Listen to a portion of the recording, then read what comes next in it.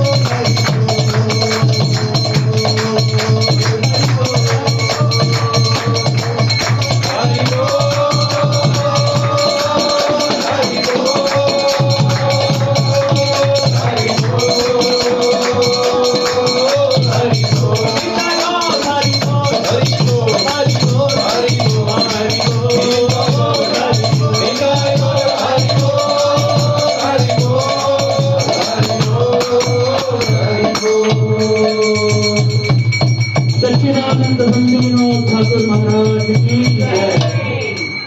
हरिनाम संकीर्तन की जय।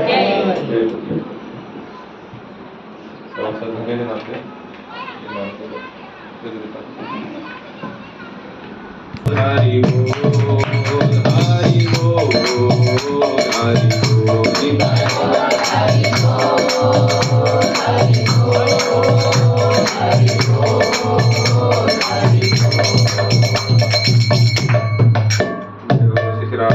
श्याम सुंदर भगवान की जय, गौ माता की जय, संतन की जय, गौर के मंदिर।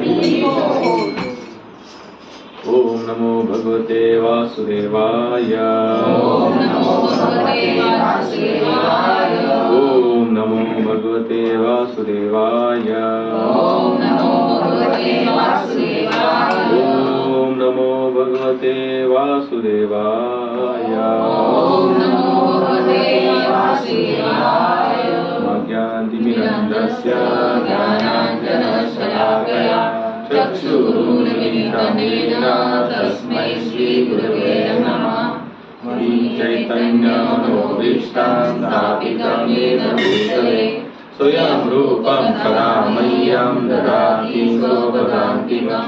वन्देऽहं श्रीगुरु श्रीयुतपदकमलं श्रीगुरून् वैष्णवांश्च श्रीरूपं साग्रजातं सद्गुणान्वितं तं सजीवम् साद्वैतं सावधूतं परिजनसहितं कृष्णचैतन्यदेवं श्रीराधा कृष्णपादां च सद्गुणग्रन्थांसि विशाखान्वितां च। हे कृष्ण करुणा सिन्धु दीनबन्धु जगत्पते गोपेश गोपिका कान्त राधाकान्त नमोऽस्तुते। तप्तकाञ्चन गौराङ्गी राधे वृन्दावनेश्वरी वृषभानुसुते तं देवी प्रणमामि हरिप्रिये वाञ्छाकल्पतरुभ्यश्च कृपा सिन्धुभ्येव च पतितानां पावनेभ्यो वैष्णवेभ्यो नमो नमः। जय श्री कृष्ण चैतन्य प्रभु नित्यानंद श्री अद्वैत गदाधर श्रीवासादि गौर भक्तवृंद।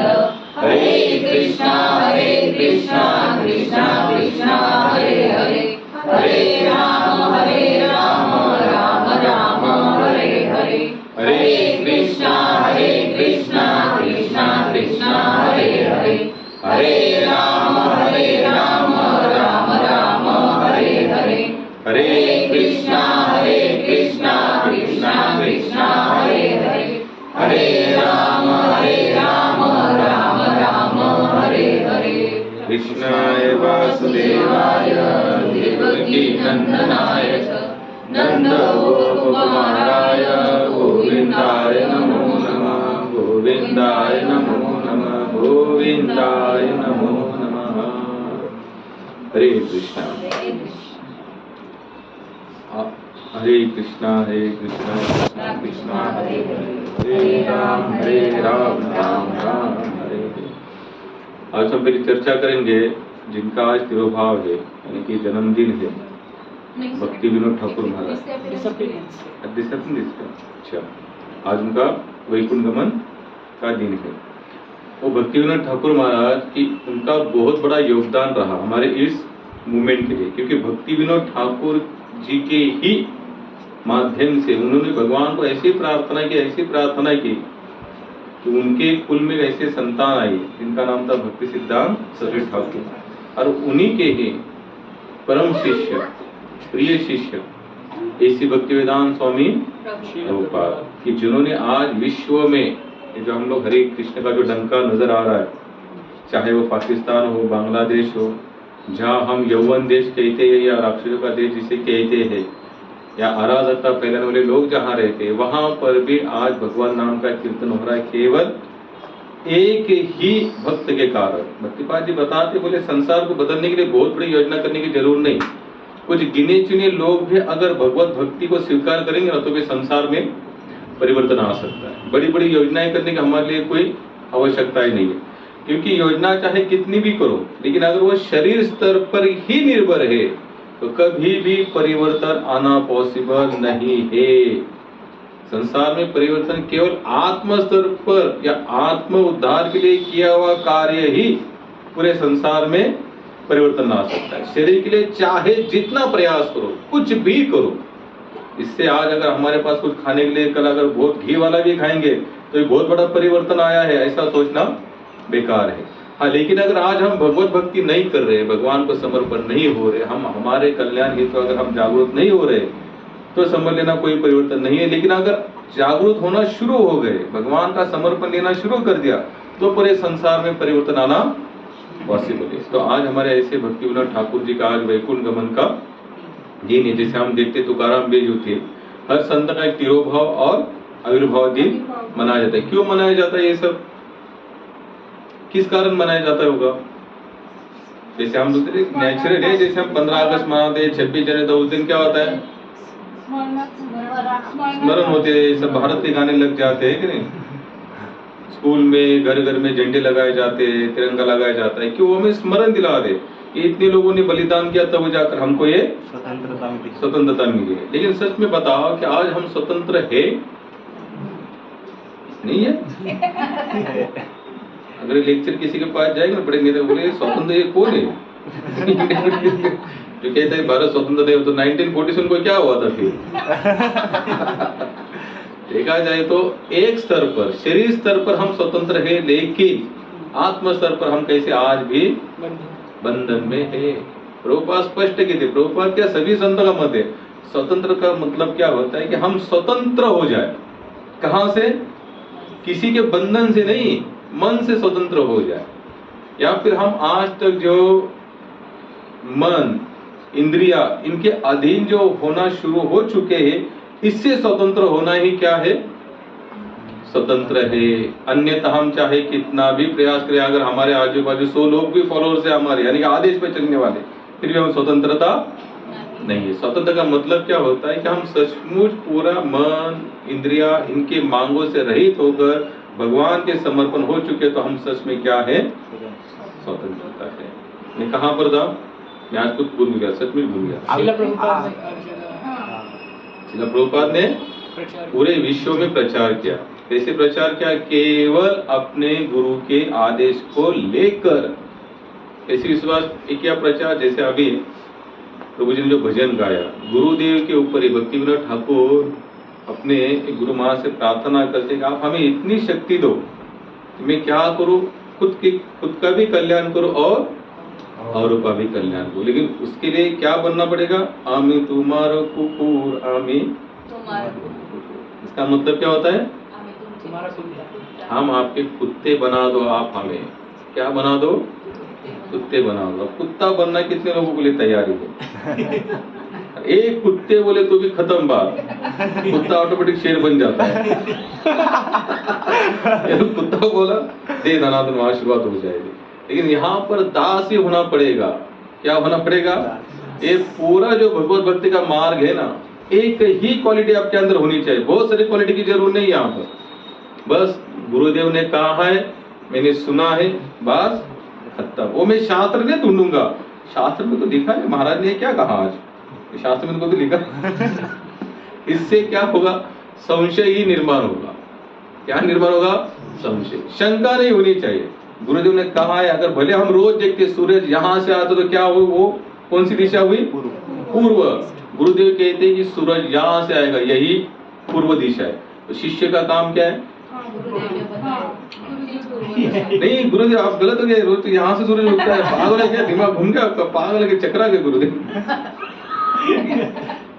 ये हमारा बहुत बड़ा नुकसान करेगा, याद रखना। इतना नुकसान करेगा आप सोच भी नहीं सकते। हम लोगों ने एक बार भक्तिपाली से पूछा, जैसे आज आप लोग देखते हैं कि व्हाट्सएप पर एक मैसेज घूमता रहता है बहुत जगह पर, साबूदाना नहीं खाना चाहिए। साबूदाना नहीं खाना चाहिए। तो हमारे एक गुरु बंधु है, थोड़ा दिमाग थोड़ा बोलते हैं, थोड़ा सा चलाते रहते थोड़ा थोड़ा।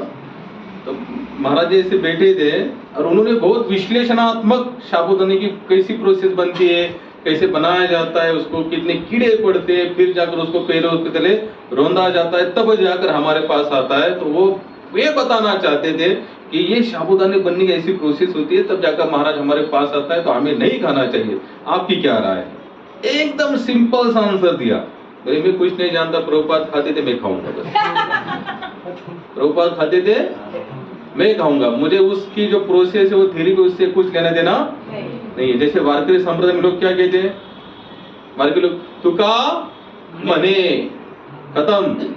तुका मने, तुकाराम महाराज ने बोला है तो फिर हमें आगे दिमाग नहीं लगाना। उसी तरह प्रभुपाद मने, प्रभुपाद ने कहा है खत्म। आचार्य ने बोला है समाप्त, पुढे गेली त्याचे बस। वो जो आगे गए हुए लोग हैं उनके चरणों पर चलना सीखो। आपको यहाँ पर कुछ नहीं करना है, ना नए आपको रास्ता निकालना है, नहीं कहीं पर शॉर्टकट मारना है आपको, ना नए कहीं से रोड बनाना है, नहीं कहीं से फ्लाईओवर बनाना है, कुछ भी नहीं करना है।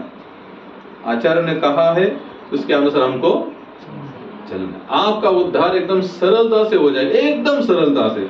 आपको कुछ भी नहीं, आपको करताल भी नहीं आएगा, मृदंग भी नहीं आएगा, लेक्चर भी नहीं आएगा, पढ़ना लिखना भी नहीं आएगा, गीता भी नहीं पढ़ोगे, कुछ भी नहीं करोगे तो भी चलेगा। बस इतना कहा है, मैं ऐसे ही चलूंगा। अगर इतना भी हो ना जीवन में, समझ लेना हमारी नैया पार होने से कोई भी बड़ा समंदर, या जैसे आज वो आए ना गुजरात में साइक्लोन आया तो कितना बड़ा, कितना नुकसान हुआ, अगर इससे भी ज्यादा कई गुना बड़ा भी साइक्लोन आता है जीवन में तो भी आपको सिलाने वाला नहीं है। क्योंकि आपने ऐसे इंसान का हाथ पकड़ा या ऐसे आचरण हाथ पकड़ा है जो वहां पर पहुंचे हुए हैं। हम लोग गलत करते हैं। हम लोग क्या होता है, थोड़ा दिन थोड़ा समय यहाँ पर बीत जाता है तो हम आगे का दिमाग लगाना शुरू कर दे।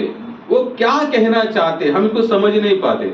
हम लोग क्या कहते, वो जो कह रहे इसमें क्या त्रुटियां है, इस पर हमारा ज्यादा जोर होता है। क्या होता है? ज्यादा जोर। दोष देखना बहुत आसान है, गुण दिखना बहुत मुश्किल है। एक राजेश्वर ने बहुत कथा अच्छी बताते, बोले बिना समझे अगर हम कुछ जानने का प्रयास करेंगे ना, हम कभी कुछ नहीं जान पाएंगे। बिना समझे अगर हम कुछ जानने का प्रयास करेंगे हम कभी कुछ नहीं पाएंगे। बोले एक जंगल में एक शिकारी रोज आता था और क्या करता था, जो तोते रहते हैं तोते पोपट, उनको वो जाल डालकर बंधन में कर लेता था। तो एक बार इस महात्मा ने देखा, वहां के एक महात्मा रहते, महात्मा ने देखा, बोले ये तोते बेचारे रोज फंसते जा रहे, बोले इनको नहीं फंसना चाहिए। तो वो शिकारी के पास गए, बोले भैया इनका जितना भी पैसा हो रहा है मेरे से ले लो और इनको आजाद कर दो। बोले संत जो प्रॉपर संत होगा ना, किसी भी जीवात्मा का बंधन उससे भी ज्यादा संत को अनुभूति होती है। बोले बंधन में कौन पड़ा है, सामने वाला, लेकिन अनुभूति कहाँ हो रही है, पडतो मी पाया तुम्ही भजारे विठ्ठला। तुकाराम महाराज सांगतात तुमच्या पाया पडतो, तुम्ही काय करा। आज हम लोग माता पिता बोलते हैं बच्चों को पैर पड़ता हो अभ्यास कर, अभ्यास कर, पाया पड़तो तुझे, अभ्यास कर, परीक्षेत पास हो। लेकिन वो संत क्या कर रहे हैं, जन समुदाय के पेर पडे, बरे पाया पडतो तुम्ही भजन करा, तुम्ही विठ्ठलाचं नाव घ्या। आपण मग एकामेकाच्या पाया पडतो, मला सोडून द्या, तुमच्या पाया पडतो। पण संत पाया पडतात, पण कशासाठी, समोरच्याच्या कल्याणासाठी। तो संत को देखा नहीं गया, बोले इतने सारे तोते, बोले महाराज एक काम करो शिकारी जी, जितना पैसा ले लो डबल ले लो, इनको आजाद कर दो। बोले ठीक है, वो तो शिकारी था, उसको तो क्या लेना देना था, पैसों से। उन्होंने पैसा दे दिया, डबल पैसा ले लिया, उन्होंने छोड़ दिया। महात्मा सोचते अगर मैं आज इनको छुड़ा भी दूं, कल फिर आएगा, तोतों को फिर पकड़ेगा, तो मैं कितनी बार पैसा दूंगा। तो इन्हें सोचा एक काम करता हूं, जैसे इन तोतों में भी एक राजा, आपको पता है कि हर समाज में एक राजा डिसाइड होता है, आपको भी डिस्कवरी चैनल देखना। जैसे मधुमक्खी में ना एक रानी माशी असते, वो क्या करता है, उसी मक्खी को पकड़ लेता है तो सभी मक्खियां उसके पीछे चली आती है। वो अंडर हो गई तो सब अंडर कवर हो जाते, वो छूट गए तो सब छूट लेते। तो उसमें हर समाज में उन्होंने देखा इस तोतों के इसमें भी एक बंदा है। तो उन्होंने क्या किया, इस महात्मा ने उसको अपने पास बुलाया, वो जो मेन तोता था। बोले देखो भैया, मैं तुमको एक मंत्र देता हूँ, उस मंत्र को तुम रटते रहना और फिर देखना इस शिकारी का कुछ चलने वाला नहीं। बोले दे दो, बोले मंत्र। बोले क्या होगा, मंत्र क्या होगा, बहेलिया आएगा, बहेले का मतलब शिकारी आएगा, बहेले आएगा, दाने डाले जाल बिछाएगा, दाने डालेगा जाल बिछाएगा, हम नहीं फंसेंगे। बस क्या सिखाया, बोलिए बहेले आएगा, दाने डालेगा, जाल बिछाएगा, हम नहीं फंसेंगे। तो एक दो बार तो महाराज ने तोते को सिखा दिया। और वो तो कौन था, तोता। तोता क्या होता है, पोपट पंछी। अब ये और तोते जो होते ना, वो महात्मा अपनी शैली में सुंदर बताते। बोले चेले नाम के तोते जो होते, चेले नाम के तोते, वो अपने स्वामी से भी आगे 2 कदम हमेशा बोलने का प्रयास करते। तो महात्मा बोले याद है, बोले याद है। बोले क्या, बोले महात्मा बोले पहले आएगा, पता है पहले आएगा, दाने डालेगा, जाल बिछाएगा, हम नहीं फंसेंगे। तो महात्मा समझ गए, भले ये तो है आखिर कौन, तोते है, ये तो तोते तो ऐसे ही करेंगे। तो उड़ गया और उसने अपने सभी चेलों को भी सिखा दिया। महात्मा ने तो इतना कहा था कि तुमको क्या करना है, सबको ये मंत्र तुमको रटना है बस। अब वो महात्मा कुछ आगे उसको समझाए उस मंत्र के बारे में, वो सुनने से पहले ही वो उसको लगा बस अब ये मंत्र मिल गया, अब मेरा काम। तब वो पूरे आकाश में एक ही मंत्र गूंज रहा है, पहले आएगा, दाने डालेगा, जाल बिछाएगा, हम नहीं फंसेंगे। अब आकाश में सभी तोते एक साथ गाए। वो जो बहेलिया था वो समझ गया अभी कोई तोता फंसने वाला नहीं है। तो बहेलिया बेचारा सर पकड़कर महाराज जी के पास है। बोले महाराज आपने क्या सिखा दिया, बोले सब तोतों को। बोले अब तो मेरा काम, मेरा धंधा तो चौपट हो गया, बोले कोई नहीं फंसने वाला। महाराज बोले ये तोते है, ये तोते केवल बोलते हैं, मीठा बोलते, मीठी बोली, मीठा बोलने वाला कौन होता है, तोता ही होता है। रामकृष्ण परमात्मा बहुत अच्छी बात बोले, तोते को आप सीताराम सीताराम बोलो, तो सीताराम सीताराम बोले बाद में बोले सीताराम सीताराम राम राम सीताराम, आगे 2 कदम। लेकिन जैसे वो तोता किसी बिल्ली को देखेगा ना, तो उसका सीताराम सीताराम सब भूल जाता है और डर के मारे उसके मुख से कोई वाणी ही नहीं निकल पाती। बोले तोते जैसी भक्ति भी ऐसी होगी हमारी। अगर हम तोते से भक्ति करेंगे, बस लिखना पढ़ना रटन करना बोलना ये वो सब, लेकिन जिस समय दुख सताएगा, कष्ट आएगा, सबसे बड़ा कष्ट तो क्या है, मृत्यु, मरने का समय आएगा तो ना भजन याद आएगा ना क्यों, क्योंकि हमने जीवन में क्यों तोता पोपट पंछी ही जी, क्योंकि हमने वो जीवन के भी जीने का प्रयास ही नहीं किया। थोड़ा सा इधर उधर हो गया हमारी साधना, थोड़ा इधर उधर हो गया हमारी मंगल आरती। अब मुझे पता होता ऐसे कार्य से हम क्या अंतिम क्षण में जो 36,000 बिच्छू काटेंगे, इतनी वेदनाएं होंगी, वहां पर क्या आएंगे रामकृष्ण। बहुत मुश्किल है। आप प्रैक्टिकली जीवन जियो। हम आचार्य को देखते प्रभुपाद, उनका शरीर ऐसे हिलता भी नहीं था तो शिष्यों कहते थे पालकी में बिठाओ और कृष्ण बलराम मंदिर में मुझे मंगल आरती अटेंड कराओ। ये कंडीशन क्या सिखाती है? तो उस कंडीशन में भी वो स्मरण रखना चाहते हैं कि मैं भगवान को भूलना नहीं चाहता। भक्तिपाद जी जुपिटर हॉस्पिटल थे, उनका हाथ ऐसे हिलता भी नहीं था, लेकिन रोज का उनकी एक प्रार्थना उन्होंने खुद ने लिखी हुई थी। अपने शिष्यों को कहते कि मेरे कानों के पास में आकर उसको गुनगुनाओ, भले मैं कुछ नहीं कर सकता लेकिन तुम मेरे लिए इतना प्रयास करो। क्यों इतना स्ट्रगल कर रहे हैं लोग? तुकाराम महाराज को लोगों ने गधे पर बिठाया, चप्पलों का हार पहनाया, मुंह को काली पोजी, फिर भी भजन, किसी भी कंडीशन में उन्होंने भजन छोड़ा। इन सब का कंडीशन देखने पर हमारी समस्या बताओ, इन लोगों के जैसे तो हमारी कोई समस्या है क्या? कोई समस्या एक भी? बस हमारे एकदम नॉर्मल छोटी मोटी समस्या है। और वो समस्या भी हम भौतिक संसार के लिए कोई कार्य होता है तुरंत उसको त्याग देते और तुरंत पहले कार्य करते, फिर आध्यात्मिक में वही समस्या आएगी तो आध्यात्मिक जीवन हमारा शीतल हो जाएगा। इसका मतलब हमारा लगाव कहां पर है? भौतिक संस्कार के प्रति, आध्यात्म के प्रति हमारा लगाव है पॉसिबल ही नहीं है। तो शिकारी चला गया, बोले महाराज आपने क्या सिखाया? बोले कुछ नहीं, बोले तुम जाल डालो, तुम दाने भी डालो, सब फंसेंगे। तो बोले ऐसा? बोले आपने बोलो मेरा मंत्र काम नहीं करेगा, वो तुम अपना कार्य करो। बहेलिया ने दाने भी डाल दिए, जाल बिछा रहे, एक एक तोता करके सभी उसमें आकर, और आते समय भी चिल्ला रहे बहेलिया आएगा, दाने डालेगा, जाल बिछाएगा, हम नहीं फंसेंगे। ऐसे बोलते बोलते सभी फंस रहे। अब सभी फंसते तो शिकारी बोला अजय भी, बोले महाराज का मंत्र काम नहीं किया। तो सभी तोतों को लेकर महाराज के पास है। तो महाराज ने अपने पहला जो पुराना मेन महत्वपूर्ण चेला था उसको पकड़ा, बोले उसको बाहर निकालो करिए। बोले भैया तो तोता बोल रहा है। महाराज बोले महाराज आपने चीटिंग किया हमारे साथ। बोले कैसे चीटिंग किया? बोले आपने क्या कहा था कि इस मंत्रों को रटने से हम नहीं फंसेंगे। बोले बोलो कौन सा मंत्र दिया था?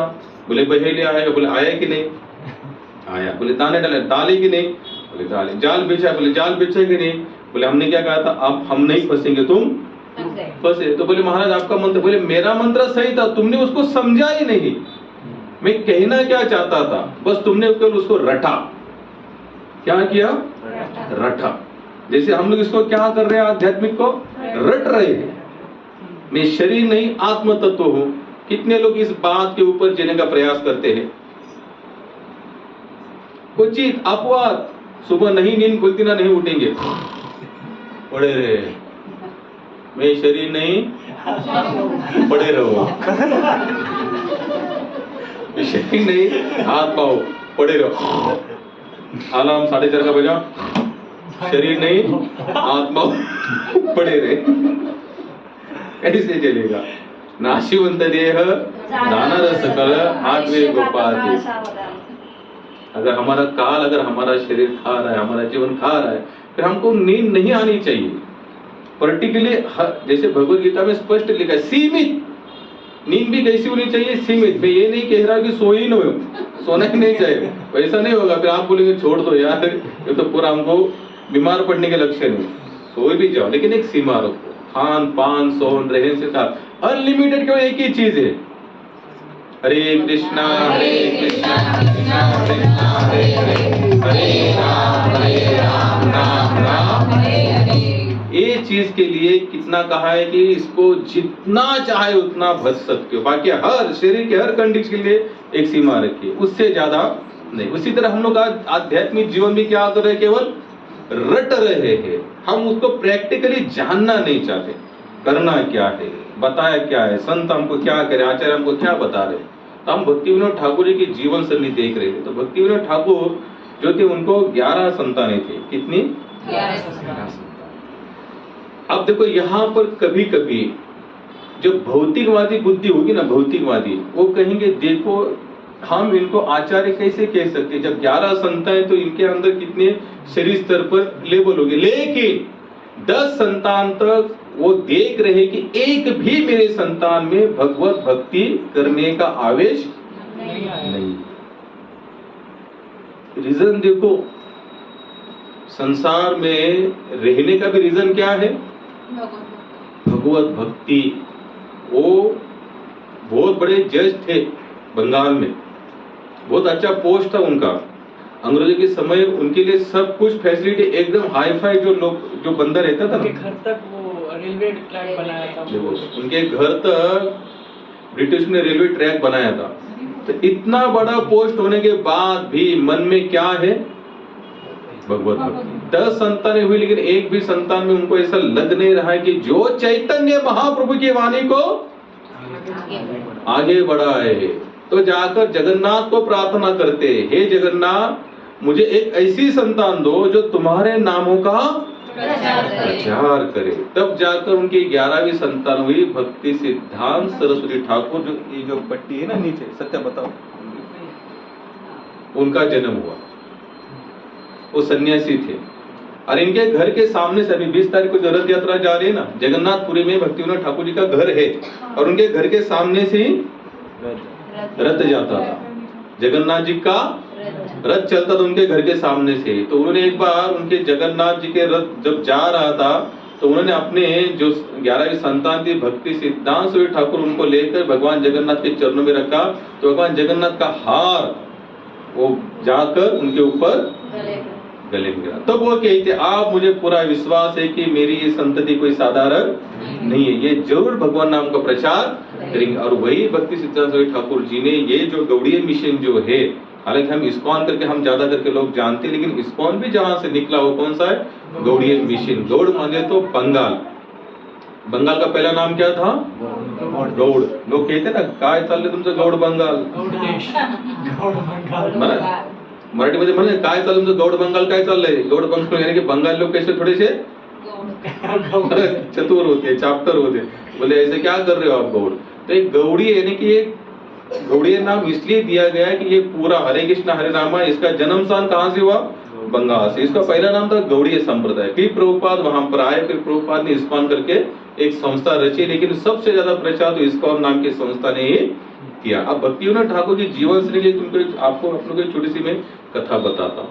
ये इतने दृढ़ थे कृष्ण भक्ति के लिए, इतने दृढ़ थे कि कोई भी आकर उनको खिला नहीं सकता था। जैसे हम लोगों की भक्ति कैसी है, हम लोग बहुत सालों से अगर हरे कृष्ण महामंत्र जप रहे, भगवान नाम भी जप रहे हैं, कोई आए बोले आपने ना ये सब करते, आप ये सब करते हो, लेकिन आपको वो भी सब कुछ करना चाहिए जो कुल परंपरा से चलते आया हुआ है। हम तो नहीं चलो ठीक है हमें वो भी थोड़ा और ये भी थोड़ा थोड़ा नहीं होता। कॉम्प्रोमाइज मत करना। अगर एक हायर लेवल की चीज 100 रुपए की नोट 100 ही रुपए की है, भले आपकी किसी में 10 रुपए नोट होगी, आप क्या बोलेंगे ये भी नोट है ये भी नोट है, दोनों समान है? पॉसिबल है? दोनों की वैल्यू अलग अलग है। 100 का काम 10 का नोट नहीं कर सकता, लेकिन 100 बड़ा कि 10 बड़ा? 100 बड़ा। लेकिन हमारा ऐसा नहीं है। हम लोग सोचते हैं कि कृष्ण का भी कर सकते हैं, इधर भी थोड़ा जा सकते हैं, उधर भी थोड़ा जा सकते हैं। पॉसिबल नहीं महाराज, याद रखना, एकल ईश्वर परम कृष्ण, एक ही भगवत तत्व, केवल कृष्ण। हम लोग ना भागवत को पढ़ना चाहते ना कि हम कभी भी प्रामाणिक आचार्यों के पद चिन्हों का अनुसरण करना ही नहीं चाहते। आज जो वारकरी संप्रदाय इतना जार है, तुकाराम महाराज मी काय मागून बोलतो, अनेकांची स्तुती एका वाचून तेरा पांडुरंगा, अम्मा विष्णुदासा एक विधी भाव न म्हणो देव अनेकांची, शतखंड माझे होईल रसना जरी वचना पाळ, तुका म्हणे मज अनेक संकल्पे अवघेच पापे लागतील। बाप रे, क्या कहा उन्होंने, अनेकांची स्तुती एका वाचून त्या पांडुरंगा, अम्मा विष्णुदासा एक विधि भाव न मनो देव अनेकांशी। हम लोग किसी और को तो उस लेवल तो छोड़ो, लेकिन हम उनको वो तत्व भी नहीं गिनना चाहते। हम विष्णुदास है और हमारा एक ही भाव है, हम एक ही को ही मानेंगे। और आगे क्या बताते, शतखंड माझे हुईल रसना, रसना का मतलब होता है जिह्वा। अरे जिह्वा से विठ्ठल का नाम छोड़कर किसी और का नाम गलती से भी निकला तो जिह्वा के शत टुकड़े हो जाए, खट खट खट टुकड़े क्या हो जाएंगे, टुकड़े। और आगे फिर बोलते तो का मने मत आने के संकल्पे अवघेचे पाप लागतील। अगर ऐसा कुछ हो भी जाएगा तो पूरे संसार का पाप अहंकार नहीं है, ये भक्त का अहंकार की बात नहीं है, उनका विश्वास और समर्पण की बात है। क्या है? विश्वास और आदर सत्कार सम्मान सबका करो, सबको हरे कृष्ण बोलो या कोई है तो उसका भी आदर सत्कार, उसकी भावना के भी आप आदर सत्कार सम्मान जरूर करो। मैं यही नहीं कह रहा हम कृष्ण में थे हम नहीं मानेंगे, ऐसा नहीं। इससे क्या होगा?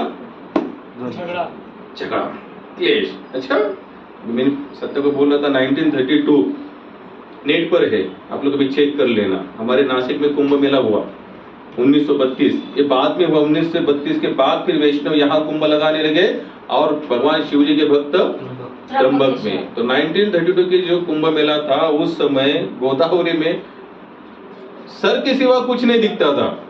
इतने लड़ाई इतने झगड़े हुए लोगों ने एक दूसरे के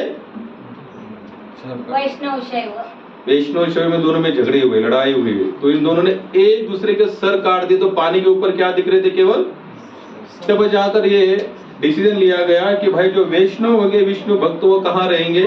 नासिक में। और जो शिव होगी वो कहाँ रहेंगे? अभी वैष्णव क्या कर रहे हैं आपस में यहाँ पर भी हम लड़ाई हमारा नेचर है, वैष्णव किसी और के साथ हो या घर घर पे हो, लेकिन लड़ाई हमारा नेचर। इंसान का नेचर कैसे बन चुका है? हरे कृष्णा कृष्णा कृष्णा ये बड़ा ये आत्मा हरे राम राम राम हरे हरे, हरे कृष्णा कृष्णा कृष्णा हरे हरे, हरे राम राम राम हरे हरे। तो भक्ति विनोद ठाकुर जो थे उनके उस समय में, मैं आपको ये कथा क्यों बता रहा हूं कि भक्ति विनोद ठाकुर इतने दृढ़ थे, कृष्ण भक्ति के लिए कैसे थे? दृढ़ थे, जिसकी जड़ें भगवत भक्ति में एकदम मजबूती से लगी हुई ना, एकदम उसको कोई नहीं हिला सकता। और भगवान को ऐसे भक्ति की रक्षा भी करनी पड़ती है। लोग कहते हैं कि भगवान का तो सभी लोग भजन कर रक्षा करेंगे, वो भी रक्षा करेंगे। एक श्लोक को हमेशा याद रखना, सर्वधर्मन परित्याज्य मामे एकम शरणम व्रज। एक विशेष वहां पर उच्चार किया है, सर्वधर्म माम एकम दुकम तिकम चौकम एकम। लेकिन हम लोग क्या करते, दूसरा तीसरा चौथा पांचवा छठवा जो जहां से नंबर लगा वहां पर 6 महीना कृष्ण, 6 महीना राम जी, 6 महीना शंकर, नहीं मिला तो काली माता, नहीं मिला तो दुर्गा माता, नहीं मिला तो रामदेव कालू भाई, यहाँ पर हम लोग लग जाते। इससे कुछ नहीं मिलेगा। विश्वास ऐसे होना चाहिए, मर जाएंगे लेकिन आपके चरण को नहीं छोड़ेंगे। अगर आपके ध्यान में है ये श्लोक, तो समझ लेना भगवान को आपको उद्धार करना पड़ेगा और भगवान आपकी रक्षा के लिए। आज हम भागवत में जो कथा लेंगे, थोड़ा लंबा चलेंगे आज थोड़ा, तो उसमें आप देखना अमरीश महाराज की कथा। बोले तो भक्ति विनोद ठाकुर के यहाँ पर रुके हुए, तो भक्ति विनोद ठाकुर के समय वो तो वैसे उनके हाथ में पावर तो थी, प्लस भगवत भक्त थे, कोई साधारण थे नहीं। जैसे प्रभुपाद ने सूरत में रथ यात्रा निकाली, पहली रथ यात्रा सूरत में निकाली, वहां पर सूरत में पहली रथ यात्रा बात कर रहा हूं, तो वहां के जो कलेक्टर थे तो प्रभुपाद को, यानी कि प्रभुपाद के ऊपर इतना उनका भाव हो गया, तो उन्होंने रथ यात्रा के दिन पूरा सूरत बंद करवाया था, ऑफिशियली छुट्टी। क्या की थी? ऑफिशियली छुट्टी कर दी। हालांकि उनके ऊपर काफी बाद में ये हुआ थोड़ा सा परेशानी, लेकिन उन्होंने सत्ता का वहां पर कहा किया, बोले आज रथ यात्रा है, ऑफिशियली छुट्टी, पूरा सूरत बंद था प्रभु, कॉलेजेस ऑफिस स्कूल वगैरह सब कुछ बंद करवा दिया उन्होंने। भाई वो तो कौन दिया कि कलेक्टर थे, उन्होंने क्या करवा दिया, सब बंद कर दिया। झूम मंदिर को जब गिराया जा रहा था तब बाबा साहब ठाकरे ने क्या किया, अपना पावर यूज किया और बाबा साहब ठाकरे के कारण झूम मंदिर बचा। आज भी प्रभुपाद के जीवन से बाबा साहब ठाकरे जी का नाम है, और वहीं से फिर शिवसेना जो ग्रिप पकड़ी हो। मैं यही नहीं कह रहा कि उन्होंने मंदिर को बचाया, उन्होंने एक शुद्ध वैष्णव की सेवा, क्योंकि वैष्णव की सेवा कभी फेल नहीं जाएगी। आज नहीं तो कल आपका काम पूरा, भले भगवान करे ना करे, लेकिन किसी संत की वैष्णव की सेवा की तो उस वैष्णव की पावर, उसके अर्जी, वो आपके अर्जी वहां देगा और उसका अर्जी वहां जाने के कारण आपका काम होगा ही होगा। तो मेरा कहने का मतलब उन्होंने पावर, वैसे भक्ति विनोद ठाकुर के पास तो पावर भी थी, पढ़े लिखे थे। ब्रिटिश ने अगर उनके घर से लेकर कोर्ट तक अगर ट्रम्प बनाए होंगे तो हम लोग सोच सकते हो कितने बड़े। तो उस समय एक ऐसा योगी था जो अपने आंखों की जो थे ना, ये जो बाल है ना, बाल आंखों के बालों से या जो उसके सर पर जो बाल थे उसमें से वो क्या करता था, अग्नि निकालता था। क्या करता था? अग्नि निकालता। जो योगी लोग होते ना, ऐसा चमत्कार थोड़ा बहुत वो कर लेते हैं, करते ही है, क्योंकि योग का मतलब ये होता है कि चमत्कार के माध्यम से समाज को अपने अंडर कवर कर लेना। और इन लोगों को कौन लोग जाते हैं बलि पता है? जो भौतिक कामनाओं से व्याकुल है। कैसी कामनाओं से? भौतिक कामनाओं से। मुझे बच्चा नहीं, बच्चा दे दो, मेरा पैसा नहीं, मुझे पैसा दे दो, मेरा जॉब नहीं, मुझे जॉब दे दो, मेरी शादी नहीं हो रही, मेरे को शादी करवा दो। तो ऐसे लोगों के लिए फिर ये लोग सब तैयार होते। लेकिन प्रॉपर भक्त क्या करेगा? माझिया बड़े नाही भी बोलत सखा पांडुरंग वात्सल्य। उनके पास कोई भी जाए स्पष्ट है कि भाई मेरी कोई ताकत नहीं है, सब मैं भी जिनके ताकत पर, मैं भी यहाँ पर जो बना हुआ हूं, आप उनको डायरेक्ट शरण जाओ। मेरे अंदर वो ताकत क्षमता नहीं, वो कोई चमत्कार नहीं करते। प्रभुपाद एक दिन ने पूछा, प्रभुपाद जैसे और भी साधु संत ने चमत्कार, आपने कौन सा चमत्कार किया? बोले मैंने जो चमत्कार किया वो संसार का कोई नहीं कर सकता। बोले कौन सा? बोले इतने सारे फॉरेनर लोगों को मैंने भक्त बनवाया, उनको सन्यासी, उनका घर दहर, बीबी बच्चे माँ बाप सब अपनों, यहाँ तक अपनी कंट्री भी उनसे मैंने छुड़वा ली। चमत्कार कम नहीं। बाकी चमत्कार क्या होता है? हमको घर से अटैच करवाते। क्या करते? बाकी जो आध्यात्मिक पावर जो यूज करते, वहां क्या होगा? हमको हमारा मन घर से अटैच होगा। लेकिन प्रभुपाद का चमत्कार कैसा था? सभी लोगों को भौतिक संसार से मुक्त करने के लिए प्रभुपाद ने जो प्रयास किया। आज फॉरेनर लोग जो जनेवा पहनते, कितना मुश्किल है। अगर मैं कहूंगा आप सभी ब्राह्मण दीक्षा ले लो तो कितने लोग तैयार होंगे? बोले प्रभु जी हम प्याज लहसुन नहीं छोड़ सकते, माफ करें, हम ब्राह्मण दीक्षा नहीं ले सकते। लेने के लिए कुछ नहीं, हम प्याज लहसुन, हम चाय नहीं छोड़ते, बिना चाय का हमारा काम ही नहीं करता दिमाग। अच्छा ये हमारे रीजन है। प्रभुपाद ने गौ मांस भक्षण करने वालों को शुद्ध सात्विक आहार लेने वाले व्यक्ति बनाए। ये चमत्कार कम नहीं है। बताओ कितना बड़ा, किसी के माइंड को डाइवर्ट करना और उसको पूरी तरह से अपने समर्पण में लेना, इससे बड़ा और संसार में दूसरा कोई चमत्कार 100 का आपके किसी में 1000 कर दो बात अलग है। आपके 100 के नोट का मैं नंबर बता दो बात अलग है। आपका फीचर पार्ट थोड़ा सा मैं अभ्यास के अनुसार बताओ बात अलग है। ये छोटे मोटे चमत्कार है, ये कोई बहुत बड़े चमत्कार नहीं। लेकिन किसी के जीवन को पूरी तरह से भगवत भक्ति की ओर टर्न लेके जाना, ये कितना, क्योंकि भगवत भक्त आप तभी बन सकते हैं जब आप कुछ त्यागने के लिए तैयार हो सकते हो। जैसे 16 माला जप करनी है तो हमें करनी ही है, चाहे कुछ भी, कोई मरे कोई जिंदा हो या बैलेंस भी रहेगी। तो भक्त लिख के रखता है आज की 16, कल की 8, परसों की 7, 5, ऐसे मिलाकर 40 माला मेरी। ऐसे हम पैसे कैसे रखते हैं ना लिखकर, आज के 200 बाकी, 100 बाकी। ऐसे भक्त का भी एक हिसाब होता है। लेकिन कौन सा हिसाब होता है? नाम चिंतन का। कौन सा हिसाब होता है? बस मेरा नाम इतना बाकी में। नामाचार्य हरिदास ठाकुर रोज के 3 लाख कितना करते थे प्रभु? 3 लाख नाम भजन करते थे। और कैसे करते थे? हथेली की यहाँ पर जितना छास आता ना, उसको ही उतना ग्रहण करके अपना भजन पूरा करते थे। सोचो 3 लाख भजन करना कितना, 3 लाख भगवान नाम लेना है महामंत्र, तब जाकर हथेली पर आया हुआ छास को ही ग्रहण करना है। ऐसे नहीं होगा। हृदय में शुद्धता आएगी, हम सबके यहाँ आएगी शुद्धता, क्योंकि पावर तो भगवान ने सबको दी है। एक ग्रंथ में इतने सारे ग्रंथ है, भागवत, भगवद गीता, एक श्लोक ऐसा नहीं है जहां पर भगवान मेंशन करते हैं कि इस मुहूर्त में जन्म लेने वाला भगत या संतति मेरा भजन नहीं कर सकती, इस स्कूल में जन्म लेने वाला व्यक्ति मेरा भजन नहीं कर सकता। कहाँ लिखा है ऐसा? कहीं पर भी नहीं लिखा है भगवान ने। लेकिन स्पष्ट लिखा है, जो मुझे प्रेम से प्राप्त करना चाहता है मैं उसके लिए सरल हूं। अनन्य चिंतयन्तो मां ये जना पर, जो अनन्य भाव से मेरा भजन करेगा मैं उसका उद्धार करूंगा। लेकिन भगवान ने कहीं पर ऐसा ये नहीं मेंशन किया कि इसी क्वालिटी वाला या इसी कैटेगरी वाला बंदा होगा वही मुझे प्राप्त। लेकिन उसमें उन्होंने 2 चीज आगे जरूर बताई, दैवी और आसुरी। मैं इस बात को हमेशा बोलता रहता हूँ, दैवी और आसुरी। दैवी वाला जितना थोड़ा जल्दी प्राप्त कर लेगा, आसुरी वाले को भी चांस है। अगर हम भागवत को पढ़ते रहेंगे तो भगवान ने कितने सारे राक्षसों का भी उद्धार किया। असुर वालों को भी चांस है, लेकिन दैवी वालों को पहला पर्पज है उनको, यानी कि मैं उनका थोड़ा पक्षपात, भगवान कहते मैं किसी अपोज भी नहीं जाता और किसी का पक्ष भी नहीं लेता, लेकिन ये अर्जुन जो मेरे भक्त है उनके लिए मैं थोड़ी सी बाजू थोड़ी खींच लेता हूँ, मेरे भक्त के लिए मैं मेरी बाजू खींच लेता हूँ। नेचुरल है भाई, जहां आपका प्रेम होगा आप उस चीज को क्या करोगे, उसकी गलतियां भी क्या करोगे आप, हाँ अपना थोड़ा अच्छा समझ, इसलिए मैंने आपकी गलती थोड़ी।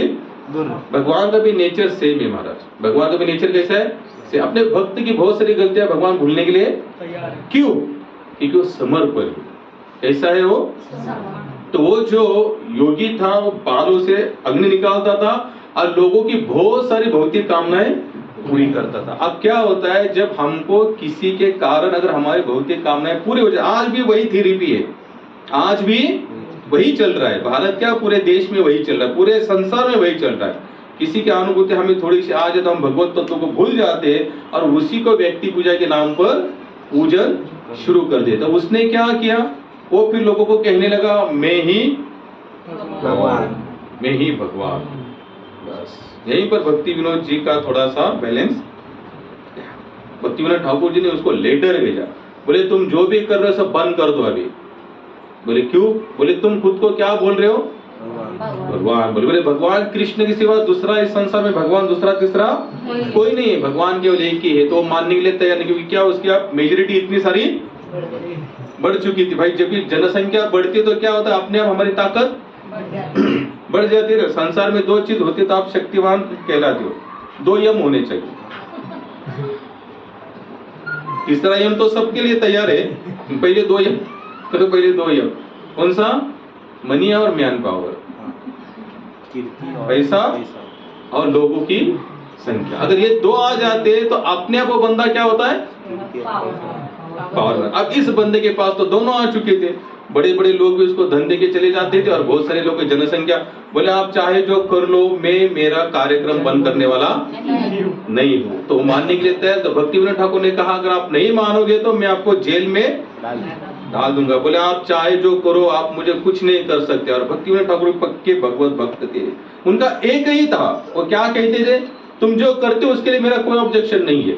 वो कहता है मैं लोगों के दुख दूर करता हूँ और लोग मुझे अगर भगवान कहते तो आपको उसमें दर्द क्यों हो रहा है। बोले दर्द की बात नहीं है, क्योंकि हम जो चाहते हैं, हम शास्त्र कहते कि भगवान कौन है, कृष्ण है। तो आप जो करना है करो, लेकिन भगवान केवल कृष्ण को मानो।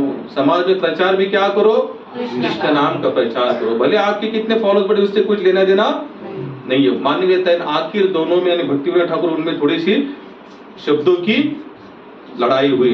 तो भक्ति विनोद ठाकुर ने अपने पावर का यूज किया और उस बंदे को जेल में डाल दिया। अब ये तो पक्का योगी था ये भी। तो इसने कहा देखो अब आपके घर में मैं कैसे नाच नचाता हूँ सबको। तो इसको जैसे जेल में डाल दिया तो भक्ति विनोद ठाकुर के घर में सब, उनकी पत्नी बच्चे सभी लोग बीमार, ऐसी बीमारी उस घर को जकड़ लेगी कि एक भी यानी कि ठीक होने का नाम नहीं। फिर भी भक्ति विनोद ठाकुर ने हार नहीं मानी। लोग समझा रहे, बोले महाराज छोड़ दो, क्यों उसके आप मुंह लग रहे हो, जाने दो उसको। जो बोले नहीं, मैं इतना पक्का हूं कि मैं ऐसे हिलने वालों में से नहीं हूं। सबने समझा, समय तैयार नहीं। बाद में योगी कहता है, वो जेल में बैठ कर बोले महाराज अभी आपका नंबर। अब कहां पर आन पड़ी, भक्ति विनोद ठाकुर के ऊपर। लेकिन वो पागल नहीं जानता था कि भगवान ने जिनका सहारा लिया है, भगवान उनका पूरा भार उठा दे। तो जब मराठी में आपण बोलू म्हणजे समजण्यासाठी मूठ मारी, त्याला मूठ मारी बहाना मध्ये तो प्रकार म्हणतो।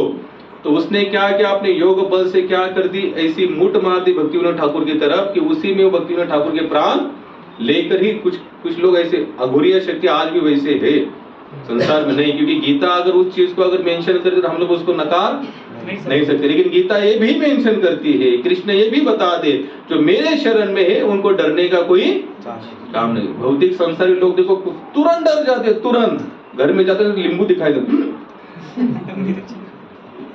लिंबू तर्क कुतर्क। मी एकदा प्रभूजींना सोडायला गेलो होतो, नेता प्रभूजी तिथे त्यांच्या बिल्डिंग जवळ, तिथूनच एका असे नारळ करून ठेवला आणि ते कमीत कमी म्हणजे प्रत्येक अमावस्या, आणि मला वाटतं त्याच्या अमावस्या का तरी ही पौर्णिमाच होती, आज पण अमावस्या पौर्णिमा आहे। आपण थोडं हळू बोलू बिंदास बोलो, हरे कृष्णा हरे कृष्णा कृष्णा कृष्णा हरे हरे, हरे राम हरे राम नारियल रखा था और वहाँ की बिल्डिंग के काफी लोग वहाँ पर जमा हो चुके थे, तो सब लोग दूर से देख रहे हैं। अब मेरा ध्यान भी नहीं था, इनकी गाड़ी थी, प्रभु जी को गाड़ी से मैंने ड्रॉप कर दिया, मैं बाहर आया बिल्डिंग के गेट से मैं चलने लगा, तो पीछे से एक जन ने आवाज दिया, ओए महाराज। क्या होता है कि ऐसे समय को लोगों की बुद्धि सात्विक नहीं होती है। तो कोई झगड़े में अगर कोई बीच में संत पे हटो, कहाँ से आए बीच में आप।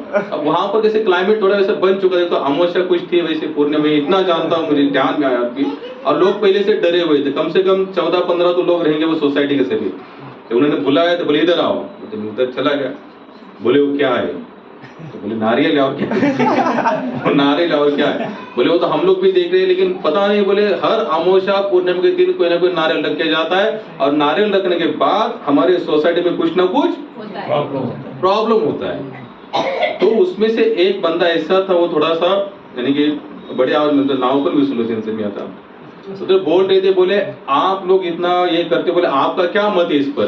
बोले हमारा मत ये सब फ्रॉड है, बोले हम इन सब चीजों को मानते नहीं। बोले क्यों नहीं मानते? बोले हम एक को ही मानते हैं, हाँ केवल एक ही को ही मानते हैं, केवल भगवान के भरोसे रहो। तो मेरे हिसाब से कम 10-15 मिनट हमारा चर्चा हुई। अब चर्चा में क्या हुआ, वो तो पहले से डरे हुए थे। बोले आपका इतना? बोले हाँ हमारा पूरा विश्वास है। बोले आप इसको उठाएंगे? बोले उठाओ ना, उठा के फेंक भी दूंगा, आप उसकी चिंता।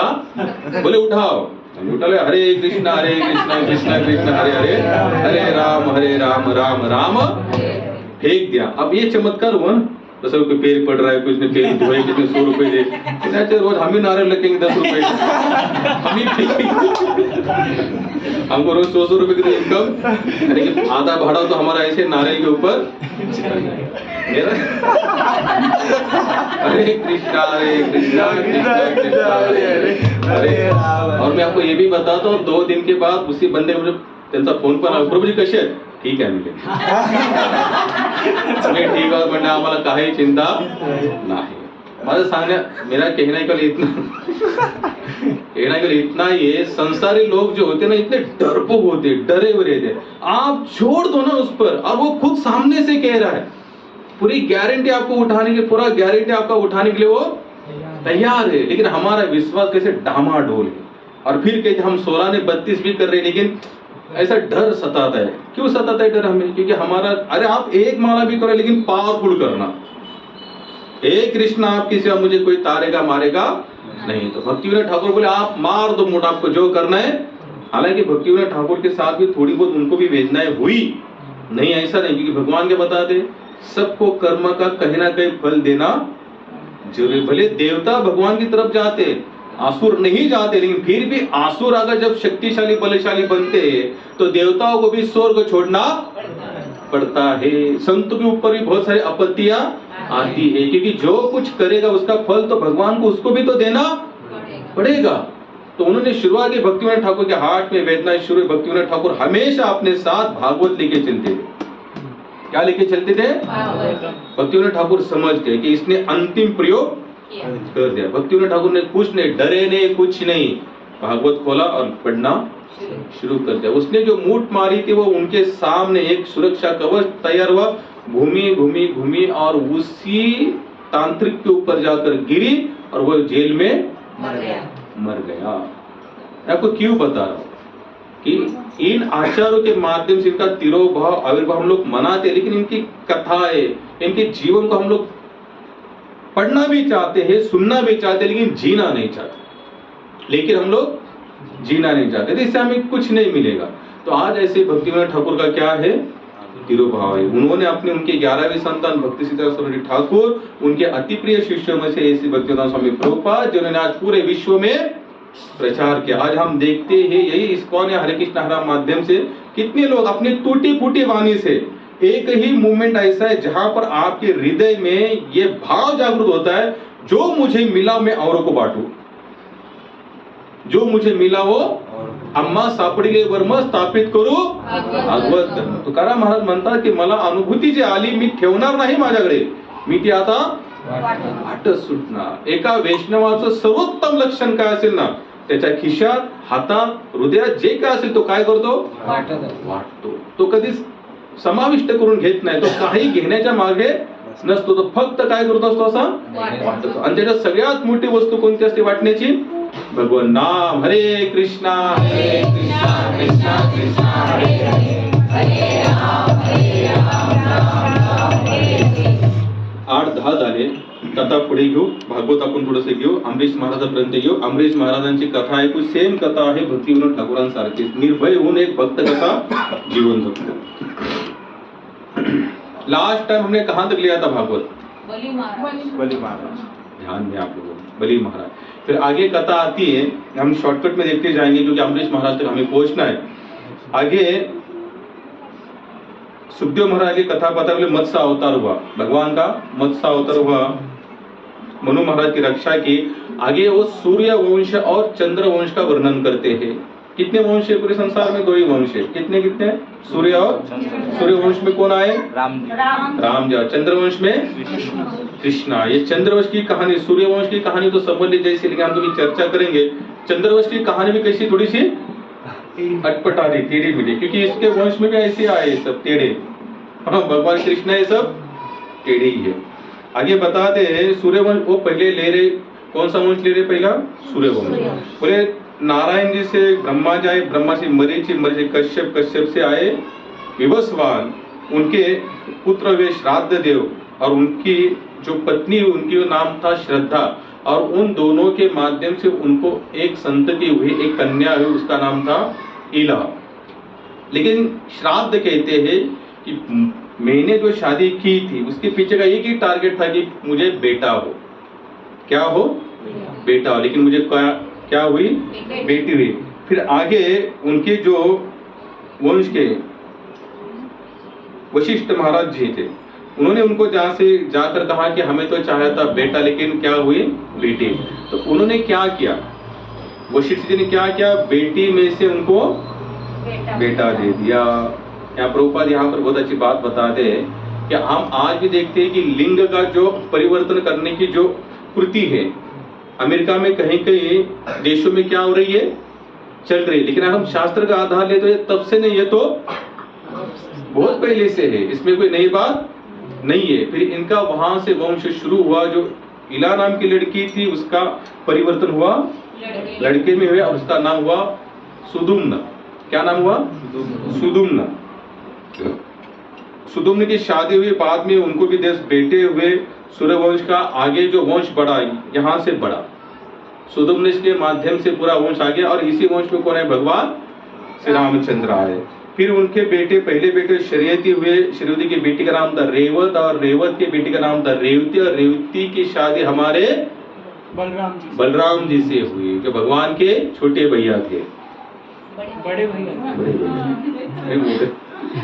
भगवान के बड़े भैया थे हमारे बलराम जी. और बलराम की जिनकी शादी हुई रेवती, रेवती माता कहाँ से थी? सूर्य वंश की थी. फिर उनके छोटे बेटे हुए नभग, नभग के बेटे हुए नाभग, और नाभग के हमारे परम भागवत हुए अमरीश महाराज. अमरीश महाराज ये उन भागवतों में आते जिनका नाम शान से भगवान भी उनके अधीन है. भगवान भी मद भक्ता पराधीन है. भगवान भी अधीन होते. लोग कहते कि भगवान को यानी कि कंट्रोल करने की ताकत नहीं है, लेकिन वो कौन कर सकते? केवल भक्त कर सकते. और अमरीश महाराज, इनकी कथा हम लेते हैं. अमरीश महाराज ऐसे परम भागवत थे जो 9 भक्ति की प्रकार है ना. कौन सी?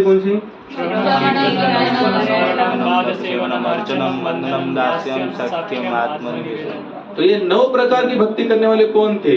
हमारे जयेश और प्रभु. आपने कौन सी भक्ति की? नहीं ना, तो सुनो.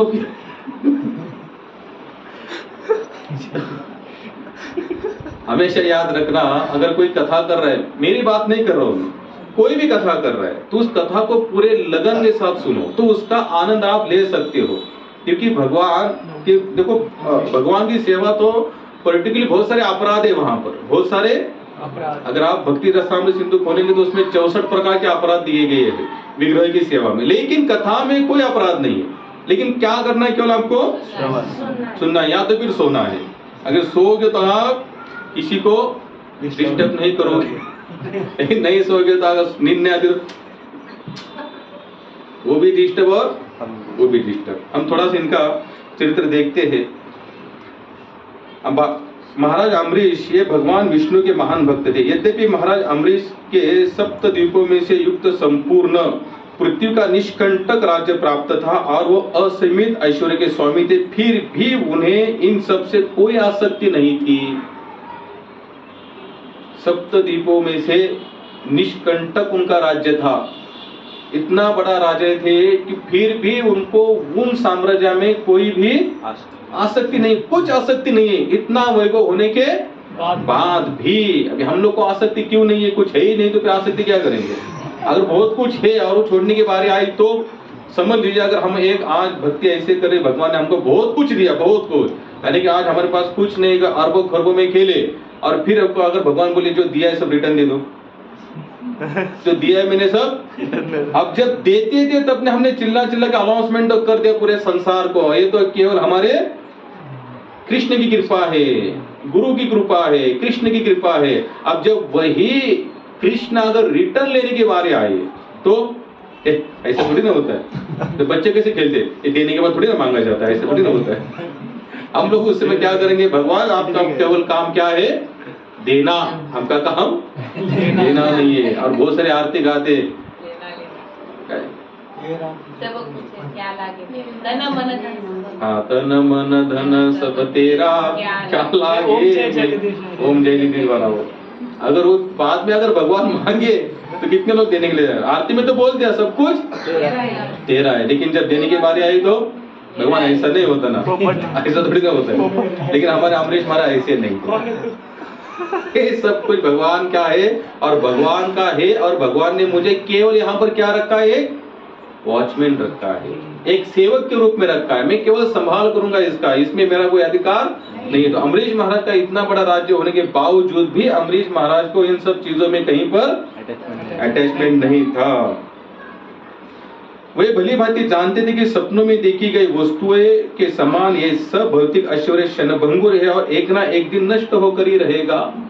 भक्त का सबसे बड़ा लक्षण है, उसके पास कुछ भी आने दो, ना भी नहीं बोलता।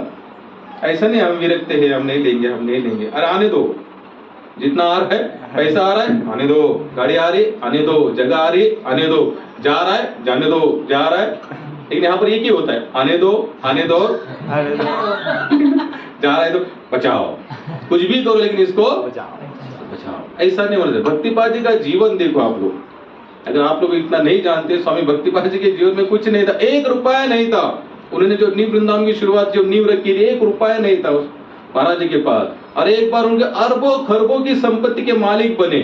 और जिस दिन गया ना, ऐसे लिख के दे दिया और वहां से निकल गए। हम लोग उनको बाद में पूछते थे, जब उल्लासनगर जब भगवान की कृपा से जो संयोग हुआ, अगर उनको कभी पूछता था कोई भगत कि महाराज आप न्यू वृंदावन की कोई लीला बताओ, तो भक्तिपाद जी सोचते थे, फिर 5-10 मिनट के बाद फिर एक आध कोई घटना याद तब जाकर के आई थी। मैं आपको क्यों बता रहा हूँ, ये लोग कैसे होते? महात्मा लोग करते और छोड़ देते, जानते दिया था भगवान ने, लिया भी, उन्होंने यहाँ पर जमा नहीं करते वो लोग। आप सोच सकते हैं कि जिसने जगत का 8वां अजूबा घोषित किया, जिसको वेस्ट द ताजमहल करके घोषित किया, वहां का गार्डन एक समय में सबसे रिच और पूरे विश्व में उसका 1 नंबर था। इतना बड़ा ऐश्वर्य होने के बाद क्या हम लोग कभी भूल सकते हैं ऐसी चीजों को? यहाँ पर फिक्स हो जाता है। छोटी मोटी भी सेवा कहीं पर अगर हम करेंगे ना तो यहाँ पर फिट हो जाती है। हमने इतना सेवा किया था, हमने इतना कुछ किया था, हमने इतना समय दिया था। लेकिन ये सब लोग जानते कि नहीं, सब भगवान करवाते, फिर हम ध्यान में क्यों? हम वहां के करता हम है ही नहीं, तो फिर हम हमारे नाम के आगे वो सब चीजें यश को क्यों लगाए? 10-1 मिनट सोचे तब जाकर एक आध घटना, फिर हमको वो भी टूटी फूटी, उसमें भी कुछ ना कुछ टूटा फूटा रहता। तो अमरीश महाराज भी जानते थे ये सब मेरा है नहीं, सब स्वप्न व्रत है। कैसे? सब स्वप्न व्रत है। ये सपना के सपने में राजा भी बने, कंगाल भी नहीं। क्या कंगाल बने तो बनते हैं क्या? सुबह उठने के बाद कंगाल घर से बाहर खटिया होती है क्या? घर में पड़े रहते हैं। अगर राजा बने तो घर में पड़े रहते हैं। राजा के सिंहासन हमको नहीं मिलता। महाराज अमरीश सदैव अपने मन को भगवान श्री कृष्ण के चरण कमल में व्यस्त रखते। अब यहाँ से आगे वो 9 भक्ति का प्रकार बताया कि महाराज अमरीश कैसे कैसे भगवान की भक्ति करते। 9 प्रकार से अपने मन को पूरी तरह से भगवत चिंतन में व्यस्त रखते थे, राजा होने के बावजूद भी। हम लोग कहते कि आप थोड़ा भजन करो, हम कहते नहीं मैं तो ऑफिस में बैठता हूँ, कॉलेज जाता हूँ। हम कहते हम नहीं जिम जाते, हमारा भजन कैसे होगा? लेकिन महाराज राजा अमृत महाराज इतने व्यस्त होने के बाद भी उनका चिंतन हमेशा क्या रहता था? भगवान नाम चिंतन रहता था। उनके वाणी को हमेशा वो भगवान के नाम से यशगान करते थे, वाणी के माध्यम से भगवान का नाम यशगान करते थे, अपने हाथों से भी भगवान का मंदिर की सफाई करते थे। अब यहाँ पर थोड़ा सा देखना, आप लोग भी ऐसी सेवाएं कर सकते हैं। हम लोग केवल गाने की करेंगे तो गाने की सेवा करेंगे, बाकी कोई सेवा नहीं, ऐसा नहीं होना चाहिए। जब तक आप पूरी तरह से समर्पण का मतलब क्या होता है? जो सामने हो वो मेरी सेवा, वो फिर वो मैं नहीं सोचूंगा ये मेरे नहीं है, मैंने नहीं किया है, मेरा थोड़ी ना है, वो आएगा तब करेगा, ऐसा नहीं होना चाहिए। अपने हाथों से भगवान का मंदिर सफाई करते थे, अपने कानों से भगवान की कथा सुनते थे, अपने नेत्रों से भगवान श्री कृष्ण विग्रह तथा भगवान की लीलाओं से संबंधित विभिन्न पवित्र स्थलों का दर्शन करते थे। उन्होंने अपने स्पर्शेंद्रियों का उपयोग भगवत भक्तों के शरीरों को स्पर्श करने में किया। अपनी नासिका का उपयोग भगवान के चरणों में अर्पित तुलसी दल एवं पुष्पों को सूंघने में किया। अपने जीवा का वापर उन्होंने भगवत प्रसाद खाने में किया था। अपने पैरों से वो भगवान के मंदिर और तीर्थस्थल में जाते थे। अपने सिर को भगवान के समक्ष झुकने में तथा दिन के 24 घंटे अपनी इच्छाओं को भगवान के सेवा में नियुक्त किया था। हाथों से क्या करते थे? भगवान की सेवा की सेवा। फिर वो डायरेक्ट अल्टर सेवा भी हो सकती है और मंदिर मार्जन भी हो सकती है, प्लस बाथरूम मार्जन भी हो सकता है। कौन सा? यहाँ भगवान की यहाँ पर हार भी बने तो अच्छा लगता है, यहाँ पर भी ठीक है झाड़ू बीड़ू मारना, लेकिन अगर बाथरूम की सेवा आ जाए तो हमारे हिस्से में कितने लोग ऐसे जो बाथरूम की सेवा कर सकते मंदिर में जाकर, आश्रम। जैसे हम लोग वृंदावन गए, किसी महात्मा के आश्रम में रहे और महात्मा ने कहा कि देखो आज आपको पूरा बाथरूम साफ करना है, तो कितने लोग कर सकते? प्रामाणिकता से बोलना, हमने तो किया है, हमको पक्का याद है, हमने किया। लेकिन हम क्यों नहीं कर पाएंगे वो भी मैं आपको बताता हूँ, क्योंकि हमें इस चमड़े का गर्व है। क्या है? गर्व है। अब बाथरूम में विष्ठा त्यागी जाती है, इसलिए हमें वहां से क्या होती है? घृणा होती है। और यहाँ 24 घंटा लेकर क्या घूम रहे हो? कौन सा सोना चांदी लेके घूम रहे हो? मलमूत्र तो लेके घूम रहे हो। अगर इस भाव से देखेंगे तो तुरंत हमारे हाथ और पैर और मन वहां पर जाकर तैयारी करेगा। लेकिन अगर हम यही सोचेंगे, देखो थोड़ा सा डीपली जाकर सोचना, इस शरीर में अगर लोग कहते हैं हमारा पेट साफ हो गया, लेकिन साइंस भी कहता है कि जिस दिन पूरा पेट मल मूत्र 100% बाहर निकलेगा उसी दिन आप मर जाओगे। ये पूरा बाहर नहीं निकलता, थोड़ा बहुत तो अंदर होता है, रहेगा ही रहेगा, उसको रहना ही पड़ेगा, उसके बिना भी शरीर आपका मैनेज कर नहीं पाएगा। अगर वही मल मूत्र का बाहर लेके घूम रहे और उसी को साफ करना है तो इसमें कौन सी बड़ी।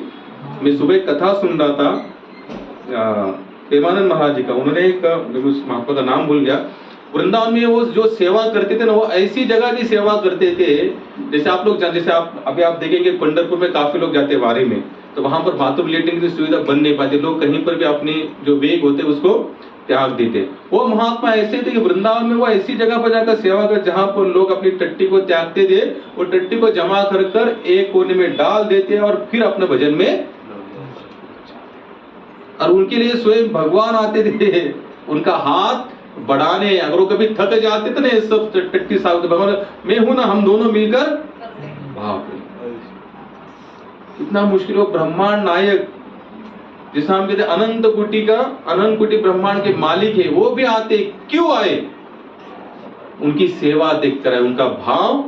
आज भी अगर आप वृंदावन जाएंगे तो वृंदावन है, गोवर्धन की प्रकार से बहुत सारे महात्मा जो अपना बस मान ऐसे नीचे रखते गर्दन और झाड़ू लेके सोनी सेवा करते रहते हैं। कोई आए जाए उनको कुछ लेना देना नहीं है, क्या मिलता है उनसे? आप लोग देखना, मुझे पता नहीं कि हरि के नाम से भगवान कितने जल्दी मिलेंगे जल्दी, कितने जल्दी मिलेंगे पता नहीं, लेकिन हरि का नाम प्लस सेवा, हरि का नाम प्लस सेवा, अगर इन दोनों का कॉम्बिनेशन अगर आप लोग रखेंगे तो आपको मिलना ही भगवान को पड़ेगा। क्योंकि भगवान सेवा से तो तुरंत जल्दी प्रसन्न होते हैं, जल्दी। आप जितने भक्त है सभी के आप कथाएं देखना। जीवन माता शबरी जिंदगी भर उन लोगों ने, महात्मा ने उनको अलग रखा, लेकिन एक ही सेवा करती थी।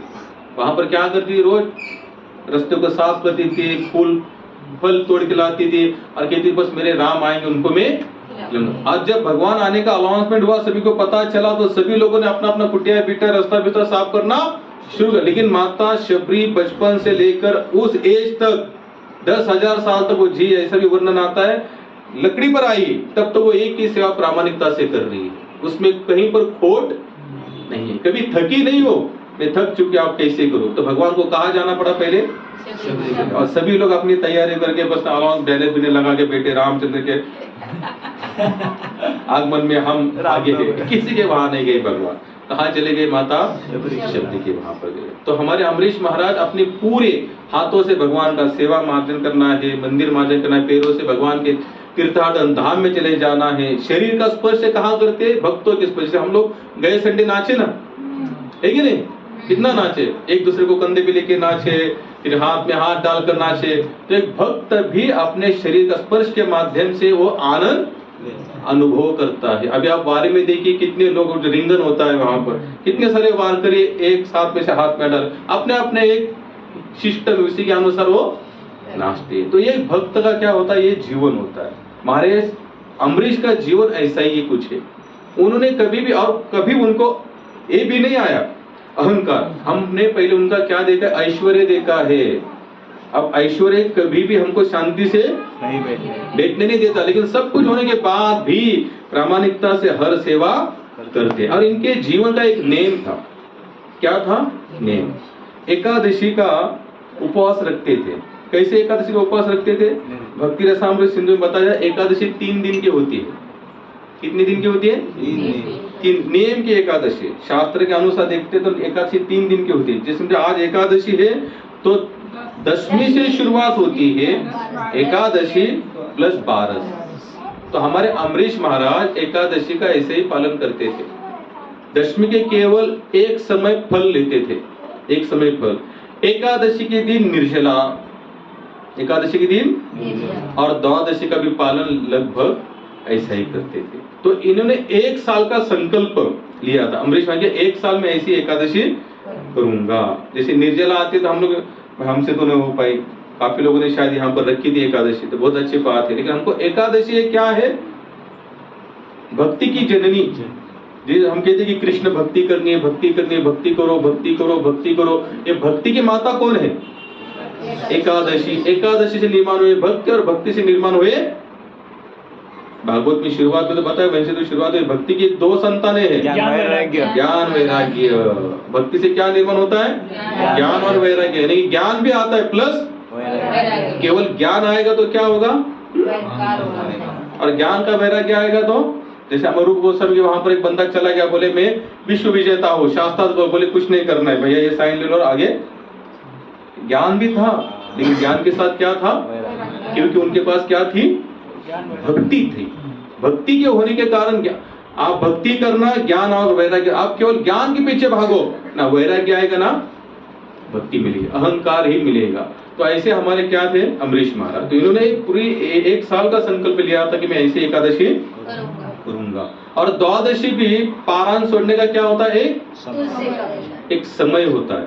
उसी समय में आपका पारायण छूटना चाहिए। अगर नहीं छूटा तो उस दिन भी आपको क्या करनी पड़ती? पूरा दिन एकादशी। कितने लोग यहाँ पर एकादशी रखते हैं?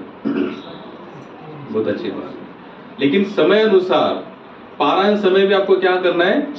निश्चित करना है। तो अम्बरीश महाराज जी का ऐसा संकल्प था, पूरा साल उन्होंने ऐसे संकल्प करून, उस आपण त्याला म्हणतो मराठीमध्ये काय म्हणतात त्याला, एखादा उपवास वगैरे सोडायचा असेल तर ते एक दिवस,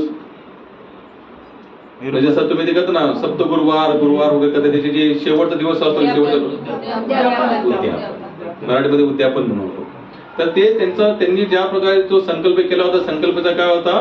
उद्यापन होता. तर त्यांनी पूर्ण असे ब्राह्मण भोज वगैरे सगळ्यांना आणलं होतं. आणि प्रत्येक द्वादशीला ते काय करायचे? दान धर्म करायचे. वर्णन आलं की 60 का 67 करोड गाय त्यांनी दान केले. किती? आज पुन्हा भारताची गायीची संख्या किती आहे प्रभू? लेले 5 ते 10 लाख निघतील गायी, त्याच्यापेक्षा जास्त नाही. परंतु अम्बरीश महाराज आता ते पूर्ण सप्तद्वीपाचे ते एकटेच मालक होते आणि पूर्ण साम्राज्य त्यांच्याकडे होतं. त्याच्यामुळे सगळं भौतिक ऐश्वर्य, आध्यात्मिक ऐश्वर्य हे दोन्ही साईडने ते कसे होते? परिपूर्ण होते. तर त्यांनी अशा प्रकारे एकदा ते उद्यापनची वारी आली आणि उद्यापन करताना त्यांच्या इथे दुर्वासा ऋषी आले. यानी कि एकादशी छोड़ने वेळ आहे, एकादशी छोड़ने का समय माताजी, तब तो वहां पर कौन पधारे? दुर्वासा.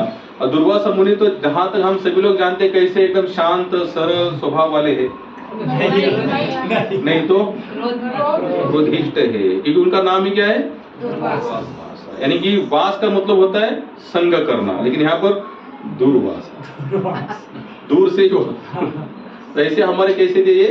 दुर्वासा। उन्होंने तो भगवान श्री कृष्ण को भी श्राप दिया द्वारिका में भगवान ने, यानी उनका कुल भी नष्ट हो जाए एक बार, तो माता रुक्मिणी और भगवान श्री कृष्ण को एक साथ श्राप दे दिया। ऐसे हमारे थोड़ा से कैसे एकदम कोपिष्ट। हाइपर हो जाते हैं। अगर हमारी पत्नी भी गई, हम भी थोड़ा सा हाइपर हो जाते हैं बार। लेकिन ठीक है, भगवत भक्ति में अगर कुछ होता भी है, चढ़ा होता तो भगवान थोड़ा सा संभाल लेते हैं। तो दुर्वासा ऋषि आए और उन्होंने आने के बाद कहा है देखो मैं आ रहा हूँ। तो अम्बरीश महाराज के वहां पर बोले आप काम करना, आप हमारे साथ भी अभी द्वादश का पारायण हम दोनों साथ में मिलकर छोड़ेंगे। अब साथ में मिलकर छोड़ेंगे तो ये हमारे महात्मा बोले दुर्वासा एक काम को तो मैं थोड़ा स्नान करके आता हूँ। और आपने सहस्त्र शिष्यों के साथ, बहुत सारे शिष्यों के साथ वहां पर आए, आप स्नान करने चले गए। अब वो कैसे थे? दुर्वासा जी जो थे निराकार ब्रह्म के साधक थे। हम तो साकार ब्रह्म के साधक है ना। युगे 28 वामांगे रुक्माई शोभा। और वो कैसे थे? निराकार साधन थे, यानी कि फिर भगवान का जो भी स्वरूप है बस भगवान यहाँ वहां सब जगह पर है।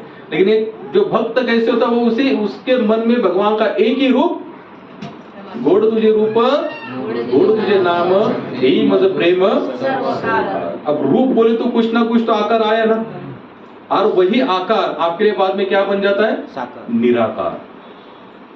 वो आकार कैसे बन जाता है आपके लिए?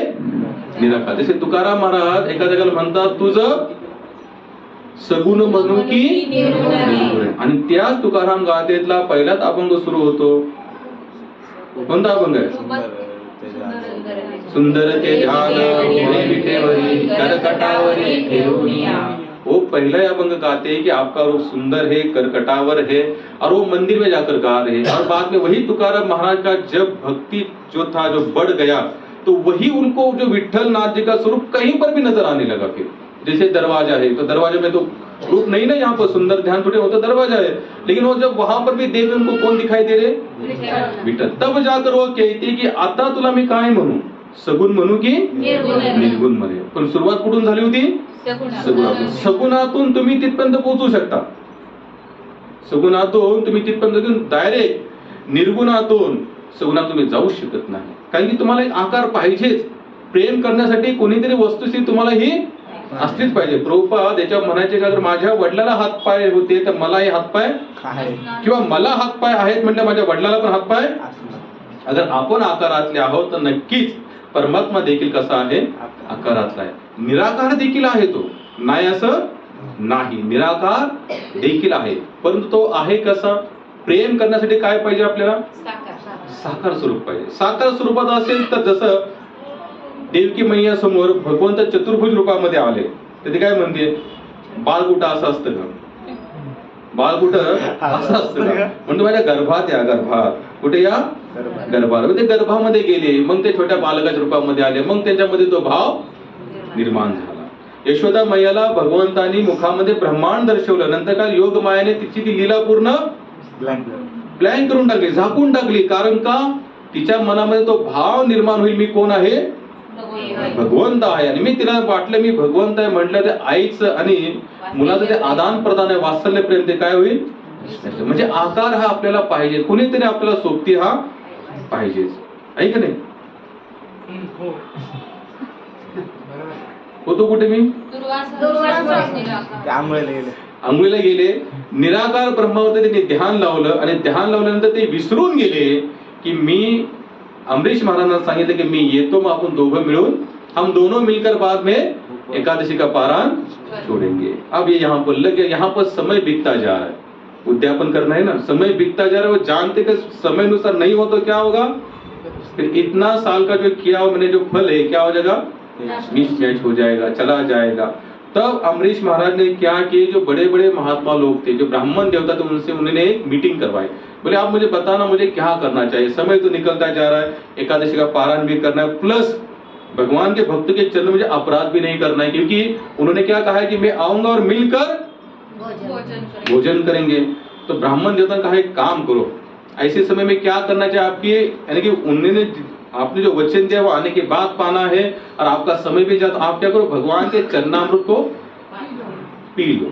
तो क्या होगा इससे, उपवास छोड़ा ऐसे भी होगा और उपवास नहीं छोड़ा ऐसे भी होगा। तो उन्होंने सबसे राय ले ली और भगवान को अभिषेक किया। जो चरणामृत था अम्बरीश महाराज ने तलाते पे ले लिया, उनको पी लिया, और पी लेने के बाद फिर हमारे कौन आए, दुर्वासा। जब जैसे दुर्वासा ऋषि, उनको पता चला भाई हमें तो घर में बुलाया, और इन्होंने क्या किया, हमारे आने से पहले ही उपवास, हालांकि उन्होंने कोई अन्न ग्रहण नहीं किया था। उन्होंने क्या किया था, केवल नियम का पालन हो, शास्त्र का पालन हो, इसके लिए उन्होंने केवल जल प्राशन के, तो भी कौन सा, चरणामृत, भगवान विष्णु को नहलाया हुआ पानी जो था उनको प्राशन किया, जिससे क्या हुआ, उपवास छोड़ा भी और उपवास और देखा जाए तो उन्होंने कोई भी उल्लंघन नहीं किया था। लेकिन दुर्वासा ऋषि ने सोच लिया इन्होंने मेरा अपराध, मेरे आदेश का पालन नहीं किया, और जब क्या होता है उनको तुरंत गुस्सा आ गया। जैसे गुस्सा आया उन्होंने क्या किया, एक असुर, उसमें क्या किया, उन्होंने जटाओं को निकाला, तो वहां से उनको क्या निर्माण हुआ, एक असुर। और वैसे भी देखा जाए क्रोध कहां पर आता है, ब्रह्मा जी को क्रोध आया तो उनके भुगे से कौन निर्माण हुए, शिव जी को क्रोध आया तो उन्होंने जटा निकाली, अपने त्रंबक में नीचे डाल दी, उनको कौन हुए, वीरभद्र निर्माण हुए कि नहीं। एक कथा तो हम लोग कथा तो करते करते आए कि नहीं माता जी। माता सती गई थी दक्ष के यहाँ पर, तो उन्होंने उनका अपमान किया, तो उन्होंने क्या किया, अपना पूरे शरीर आहुति करवा दी। शंकर जी को क्रोध आया तो क्रोध करके उन्होंने जटा निकाली, जमीन पर पटक दी, तो वीरभद्र आए, उन्होंने पूरा यज्ञ नष्ट कर दिया। और ऐसे यहाँ पर भी हमारे दुर्वासा जी को क्रोध आया, उन्होंने भी जटा पटकी। तो क्रोध आने के बाद राक्षस कहाँ से निर्माण होते हैं, क्रोध तो यहीं से आते हैं। इतना ही भागना है भाई, क्रोध आएगा तो डिसीजन किसी को मारने का, गाली देने का, ये कहाँ से आता है, दिमाग से आता है। एक महात्मा बहुत अच्छी बात बताते हैं, बोले क्रोध अगर यहीं से आता है, इसलिए राक्षस भी कहाँ से निर्माण होते हैं, यहीं से। अगर ये हाथ हमारा अगर आशीर्वाद दे रहा है, क्रोध आने के बाद भूखा देगा, क्या देगा वो, क्रोध आने के बाद वो भूखा। तो उन्होंने वो जटा निकाले, असुर पुरुष निर्माण हुए। हमारे अम्बरीश महाराज, आप ध्यान से सुनना, एक भक्त कैसे होता है। अम्बरीश महाराज डरे नहीं, निर्भय होकर हाथ जोड़े और भगवान को प्रार्थना करने लगे, हे कृष्ण आप ही अब हमें, अब हम आपकी सेवा में, आपको जो लगता है सो करो, मैं डरने वालों में से नहीं हूँ। मैं आपको विश्लेषण में यहाँ पर जरूर बताऊंगा एक भक्त कैसे होता है, निर्भय। जैसे एक प्रभुपाद का नाम था अभय चरणार्डे। अभय का मतलब होता है, भगवान का नाम है अभय, यानी कि भगवान को किसी चीज का भय नहीं। और जिन्होंने अभय के जो चरण है, भगवान के चरणों का जिन्होंने समर्पण स्वीकार किया है, ऐसे हमारे अभय चरणारविंद ऐसे भक्तिवेदांत स्वामी प्रभुपाद। तो यहाँ पर अम्बरीश महाराज ने भगवान के चरणों को याद किया और कह रहे कि हे कृष्ण, अगर आपको लग रहा है कि इसी के माध्यम से मेरा अंत है, मैं तैयार हूं। अगर आपको लगता है कि यही जो परिस्थिति निर्माण हुई इसी में मेरा उद्धार है, तो भी मैं तैयार हूं। अम्बरीश महाराज डगमगाए नहीं, बिल्कुल नहीं। आसुर अम्बरीश महाराज के पास भागते आ रहा है, और भागते अम्बरीश महाराज ने आंखें बंद पे क्या कर रहे, भगवान का नामस्मरण कर रहे। देखो हम लोग इतने निर्भय नहीं हो सकते। घर में अगर भजन भी कर रहे, आचरण जोर से आवाज आया अंदर से, गैस से भागो क्या होगा, कोई बाल्टी गिर गई, कोई जग गिर गया, तुरंत हमारा भजन छूट जाएगा। क्योंकि हम लोग कैसे हैं, डरे हुए। हम पूरा लगन के साथ भगवान का भजन नहीं करते। जब हम पूरे लगन के साथ भजन करेंगे ना, तो डर नहीं सताएगा। प्रभुपाद को कहा सुमति जी ने, देसाई आप मत जाओ, बूढ़े हो चुके हो, मर जाओगे। प्रभुपाद बोले ठीक है। क्या बोले, ठीक है, मैं यहाँ रहकर नहीं मरना चाहता, लेकिन गुरु का कार्य करते करते मर जाओ तो यही मेरे जीवन की सफलता है। तो भक्त कैसे होता है, ऐसा निर्भय, डरता ही नहीं किसी से। लोग कहते डर, तुकाराम महाराज इतपत सांगता की सगळ्यात बलवान, सगळ्यात धैर्यवान कोण असतो, भगवत भक्त असतो। अम्बरीश महाराज प्रार्थना करताय, जटा आपटली, राक्षस आले, तर भगवंताचे चक्र, सुदर्शन चक्र निघाले, राक्षसाचा पहिला वध केलेला आहे. पहिले राक्षस का पहिले वध हुआ और वही चक्रवात में क्या हुआ, दुर्वासा मुनि के पीछे लगा.